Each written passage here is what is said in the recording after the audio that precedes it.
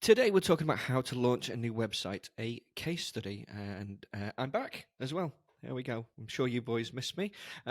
Let us crack straight on. James, we've launched two new websites, have we not? Which one do you want to talk about first? Cricket Matters, and you also did episode 145, wasn't it? You talked about revamping Cricket Matters, so maybe go back and listen to that one as well. Cricket Matters or Frizzo? You decide. Let's do Frizzo first because Frizzo makes more sense in some respects. Then Cricket Matters can be an updated version. How does that sound? That sounds great. Let's go for it. Cool. So essentially, we've got two websites here now where there are websites already existing, and we've rebuilt them and redeveloped them and pushed them forward. So let's talk about Frizzo's first. So Frizzo had a website that was there. It was just sitting in the space, but we've then redesigned the whole thing and we've launched it this week. So when it comes to launching a new website, if you have an existing website or if it's a brand new website, it's what I call like the 1 week staging process of making it live, because inevitably there will be errors no matter what happens. Okay, you can do as much pre-testing as you want to, but you've got to get it live to see what's happening and what's going happening in the sense of like the website, are the links working, get people testing it, because no matter how much you see and look at a website, there'll always be things that you'll miss because you just keep staring at it for time and time when you're trying to rebuild it. So whether you're building a website on your own or whether we're building a website or any other professionals building a website, you've got to go through this, what we call the staging process, to make it fully functional and fully live. So a good example of this is we made Frizzo's website live, I think on the weekend, on Sunday this week, and then we asked for it to sit and wait for a couple of days to let it propagate into Google to make sure everything is connected here. We asked him not to share his website with the world, just to have a look at it, let it sit here, let's connect everything up properly, and then we'll start get user testing to get some traffic to it. Because when you launch a new website, you're going to make sure all the connections there, i.e. is it connected to Google Analytics? Is it connected to Google Search Console? If you don't know what either of those two things are, you need to find out ASAP and get them connected because they're really important for your health of your business and get found on Google. So make sure those are connected. Secondly is everything looking okay in the first terms, as in on mobile and on desktop? Is it all working that way? If so, great, you move on. Then you move to the next initial user testing site where you get friends and family, just a few members, 3 to 10 members maybe, to have a look at the website and see if it's working, to give user feedback. And that's what's happened with Frizzo as an example this week. Because what we've done is we've launched the website, everything's looked good between us, but then when we launched it, we found there was a broken link in the footer, which caused a bit of havoc across the rest of the site in terms of its site health. So it only had a score health of 84%. So when we tested it and we fixed it, it then went back up to 100% straight away. But we only found out through other people testing it.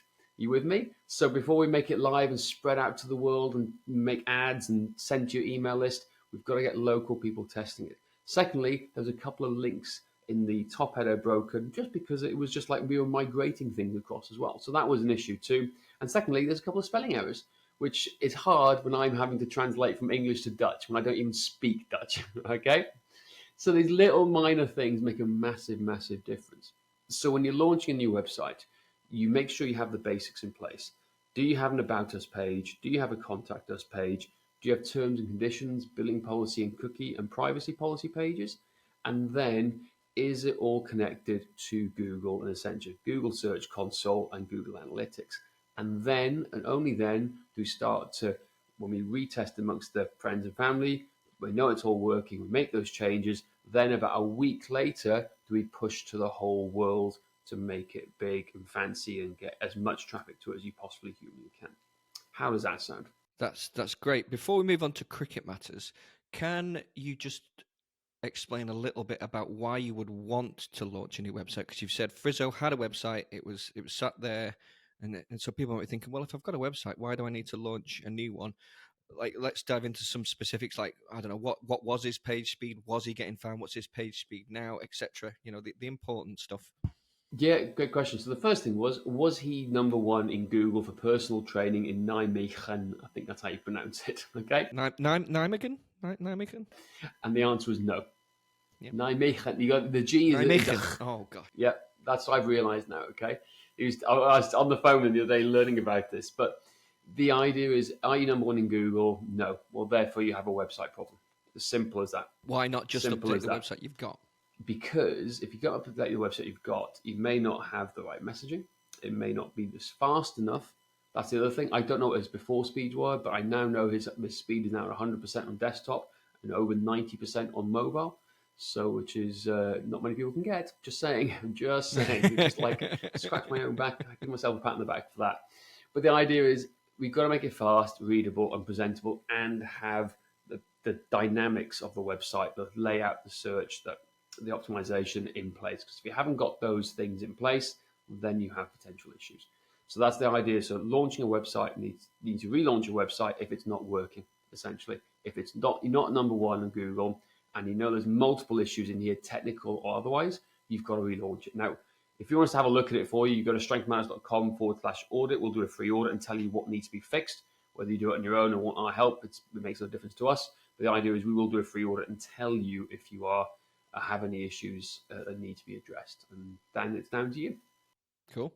Excellent. Okay, let's move on to Cricket Matters. So, me and you launched Cricket Matters last January 23, was it? Last year. We launched the website, got a few clients in, did a few podcasts, and then did nothing else whatsoever.